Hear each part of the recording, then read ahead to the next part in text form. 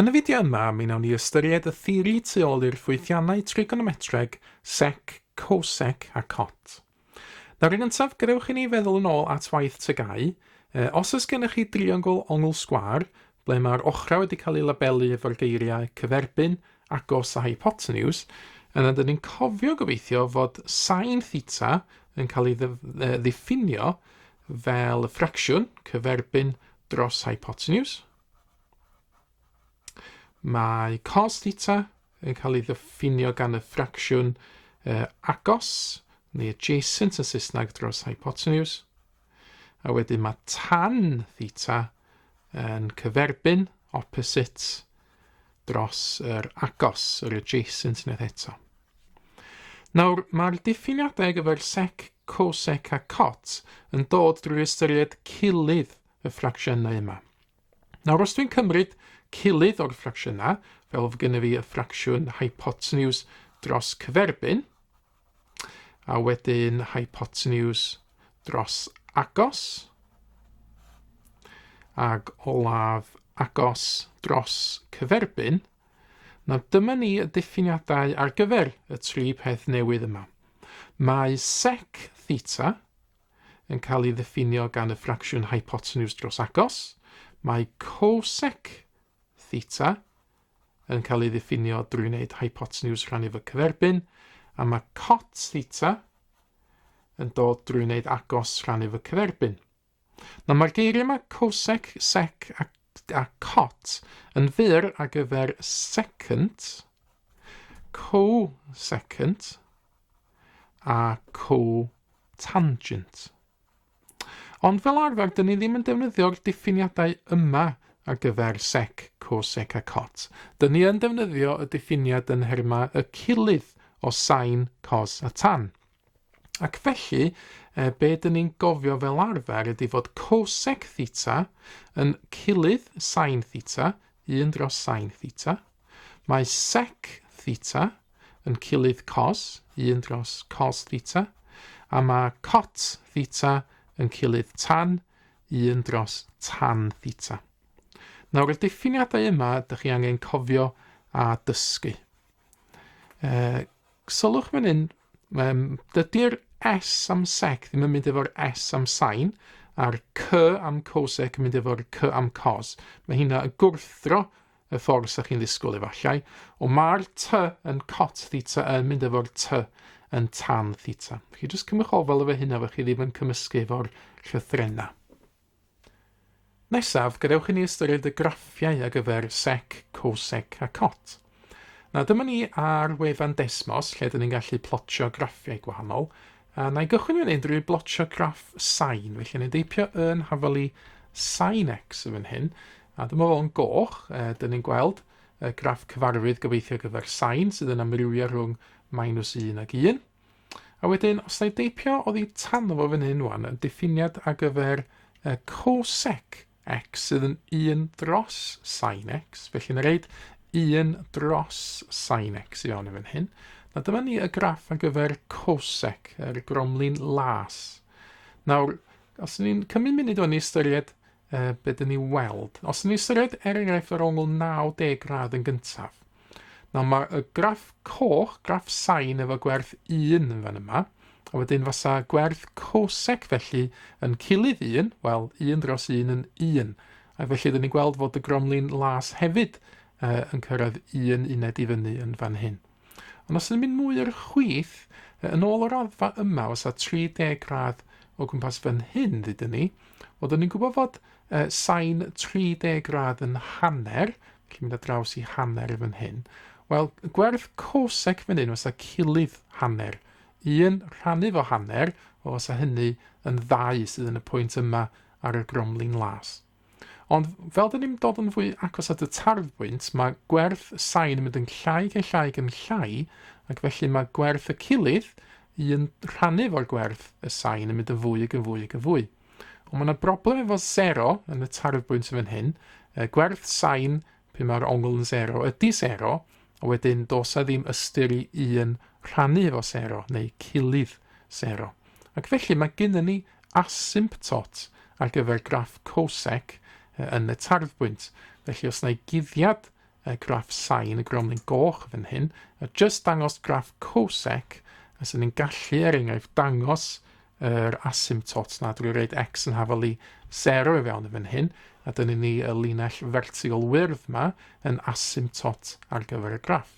Na hefyd, dyn ni'n gallu gweld fyna nifer o asymptotau, nifer anfeidrol yn infinite amount yn nhw'n dweud y gwir, enghraifft sy'n gennym ni un arall yn minus 180, ac un arall eto yn plus 180. So, yn y raddfa yma, dwi wedi dangos o mewn graddau, mewn radiannau, so hwn yn cyfri fel minus pi radian, dim radian, pi radian, so un arall yn 2 pi radian, ac yn y blaen. Felly, dyna ni graff cosec, so mae o'n amrywio rhwng 1 a plus anfeidredd, ac yna minus 1 a minus anfeidredd.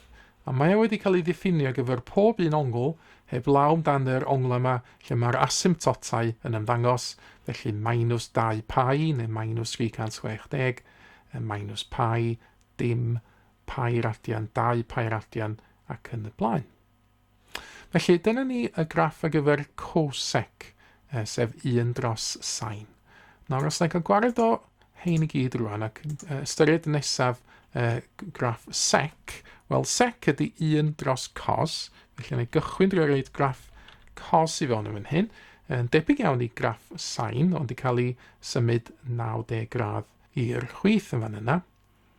A wedyn, os dwi'n reid 1 dros cos i fewn, os yna hynna'n gywir, 1 dros cos² yn fan hyn, dyma ni graff ar gyfer sec²x.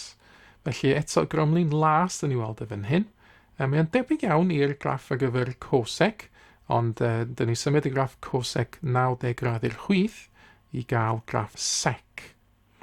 Eto, dyn ni'n gweld fod o'n amrywio rhwng 1 a plus anfeidredd, neu minus 1 a minus anfeidredd, dos a ddim gwerthoedd rhwng 1 a minus 1.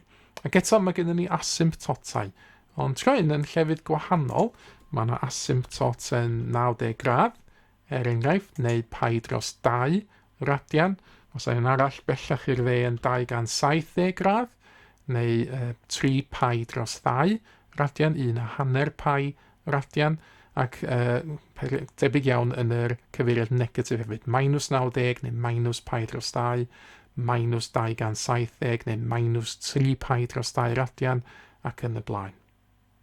Felly dyna ni graff sec²x, sef 1 dros cosec. Nawr i orffan y darn yma o'r fideo, nawn ni ystyried cot²x, sydd yn 1 dros tan²x, felly gan i reid y graff tan i fewn yn gyntaf.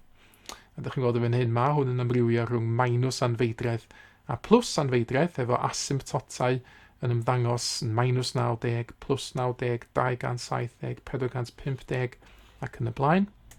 Nawr, cot²x fasa 1 dros tan²x, felly gael ei hwnna fewn yn hyn. Mae'n cael ei ddangos yn ddyn fan yma. A dyn ni'n gweld, mae yna gysylltiad, mae yna debygrwydd efo graff tan yn does. Mae'r gromlin coch yn debyg iawn i'r un ddu. Ond mae yna wahaniaethau pwysig. Mae'r gromlin ddu yn cychwyn yn plus anfeidredd yn dod lawr i minus anfeidredd bob tro os dyn ni'n darllen chwith i'r dde. Mae yna asymptotau yma, so yna guddiad graff tan, a just dangos graff cot²x, mae yna asymptotau yn fan hyn yn 0, yn 180, yn 360, ac yn y blaen. Felly radiannau, dim radian, pi radian, 2 pi radian, ac yn y blaen. A felly, mae graff cot² wedi cael ei ddiffinio gyfer unrhyw ongl heblaw amdan yr ongl yma lle mae yna asymptotau. Felly, dos na ddim gwerth mewn 5 ongl yn dim, 180, 360 gradd, ac yn y blaen. Felly, jyst i orffan, gan i dangos nhw gyd ar yr un sgrin efallai, dyna fo cot²x. Felly, os na reid 1 dros sy'n² i fewn, dyna ni cosec²x. A wedyn, os na reid 1 dros cos² i fewn, dyna ni graff ar gyfer sec²x. So, dyna ni'r 3 graff newydd i gyd yn cael ei dangos ar yr un sgrin iddo chi. Nawr, gadewch i ni ddychwelyd at y darn papur. Mae yna 2 unfathiant ydych chi angen bod yn gyfarwydd hefo yn y gwaith yma, identity yn Saesneg, A maen nhw'n deillio o'r unfathiant da chi wedi bod yn barod yn y gwaith uned 1, sef sin² theta adio cos² theta o hyd yn hafal i 1. Nawr, gan i gael edrych ar yr unfathiant yma yn nawr, a be dwi'n wneud iddo fo ydy rhannu bob un term gyntaf efo sin² theta.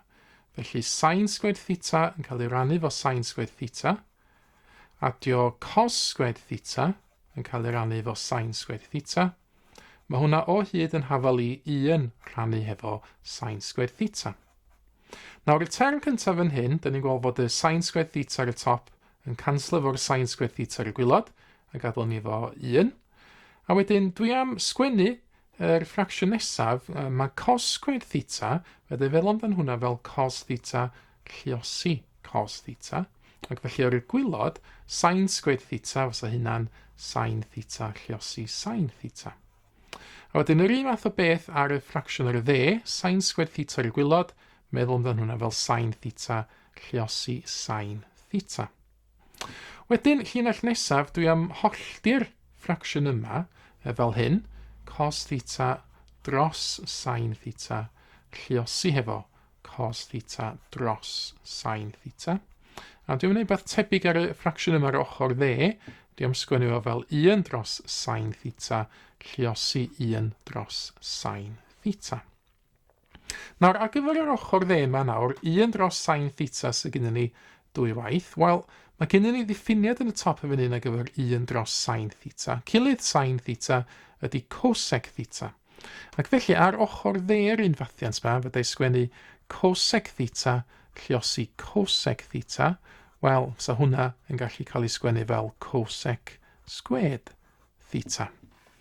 Nawr, ar ochr chwith, dwi angen meddwl yn awr beth di ystyr cos theta dros sin theta. Ac eto mae'n rhywbeth yn mynd i helpu ni, nath ni weld tro cyntaf yn uned 1, sef bod tan theta yn gallu cael ei sgwennu fel sin theta dros cos theta. Ond yn nawr, os dyn ni'n meddwl be fysa cilydd y dwy ochr yr hafaled yma yn fan hyn, cilydd tan theta ydy 1 dros tan theta, a wedyn cilydd y ffracsiwn yma byddai cos theta dros sin theta. Ond, unwaith eto, cilydd tan theta, wel mae gennym ni diffiniad newydd ar gyfer hwnnw nawr, cilydd tan theta ydy cot theta, ac felly cot theta ydy cos theta dros sin theta. Ond sylwch, dyma'n union beth sydd gennym fi yn fan hyn ar ochr chwith yr unfathiant, cos theta dros sin theta. Ac felly, fyddai sgwennu 1 adio, nid cos theta dros sin theta, ond cot theta. So felly, beth sydd gennym fi ydy cot theta lluosi feto cot theta. Ac eto, cot theta lluosi cot theta, wel, dde sgwennu hwnna fel cot² theta. Ac felly mae 1 adio cot² theta o hyd i'r fath a cosec² theta. Nawr fel arfer, dyn ni'n cyfnewid yr ochr fan hyn, ac yr un dych chi angen gofio ydy hwn. Cosec² theta o hyd yn hafal i 1 adio cot² theta. Felly mae hwnna'n unfathiant newydd i chi nodi lawr a cofio. Ond wedyn mae yna unfathiant arall. Os na i symud y papur i lawr fan hyn, ac os na i ddychwelyd yn awr at yr unfathiant nes i gychwyn efo, sin² theta adio cos² theta o hyd yn hafal i 1. Nawr tro yma, na i rannu bob un term yn fan hyn efo cos² theta. Felly, sin² theta wedi'n cael ei rannu efo cos² theta, adio cos² theta dros cos² theta. Mae hynna o hyd yn hafal i 1 dros cos² theta. A fel nath ni gynt yn nawr, mae'n rhywbeth yn canslo i ffwrdd. Mae'r cos² theta yn canslo'r cos² theta, a gadael ni efo 1. A wedyn, fyddai sgwennu hwn fel nes i ni gynt, fel 1 dros cos theta lluosi 1 dros cos theta. A wedyn fyddai sgwennu'r ffracsiwn yma ar y chwith fel sin theta dros cos theta lluosi hefo sin theta dros cos theta. Ond wedyn, mae gennym ni diffiniadau'n helpu ni os ai lusgo'r papur yna nôl i fyny. Fyddai ddangos o just, dwi'n meddwl, ar yr un un sgrin ydych chi. Mae sin theta dros cos theta. Dyn ni'n gweld o gwaith uned 1, mae hynna'n tan theta. Felly yn fan hyn ar ochr chwith, beth sydd gen i fi ydy tan theta lluosi tan theta. Ac os dwi'n adio un ymlaen at hwnna, mae hwnna o hyd yn hafal I, a wedyn rwan, dyn ni angen cofio beth ydy 1 dros cos theta. Wel, os na I lusgo'r papur i'r top, 1 dros cos theta ydy sec theta. Ac felly, ar yr ochr dde fan hyn, mae gennym ni sec theta lluosi sec theta. Wel eto, tacluso hwn I fyny, tan theta lluosi tan theta ydy tan² theta. Adio un ymlaen, mae hwnna o hyd yn hafal I sec² theta. Ac eto, dyn ni'n fel arfer yn cofio hwn yn y drefn lle mae chwith yn mynd i'r dde, mynd i'r chwith. Felly sec² theta o hyd yn hafal I, o dde sgwennu fo fel tan² theta adio 1, ond fel arfer dyn ni'n sgwennu fo fel 1 adio tan² theta. Ac felly dyna chi yr ail unfathiant ydych chi angen cofio. Felly crynodeb, felly o beth ydych chi angen cofio yn y gwaith yma, mae yna unfathiant sec² theta o hyd yn hafal I 1 adio tan² theta.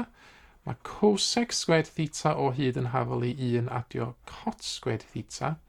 A wedyn y diffiniadau sylfaenol, ydych chi angen cofio yw fod cosec theta yn hafal I 1 dros sin theta. Mae sec theta yn cael ei ddiffinio fel cilydd cos theta, a mae cot theta yn cilydd tan theta. Felly y 5 hafaliad neu'r unfathiannau yma ydy'r gwaith newydd byddwch chi angen pan ni'n ystyried enghreifftiau gwahanol ar y gwaith yma yn y fideo nesaf. Mae mwy o fideos adolygu ar gael ar ein sianel YouTube Adolygu Mathemateg. Am y newyddion diweddaraf neu holi cwestiwn, dilynwch ein cyfrif trydar @mathemateg. Neu ewch i'n gwefan www.mathemateg.com am fwy o adnoddau adolygu.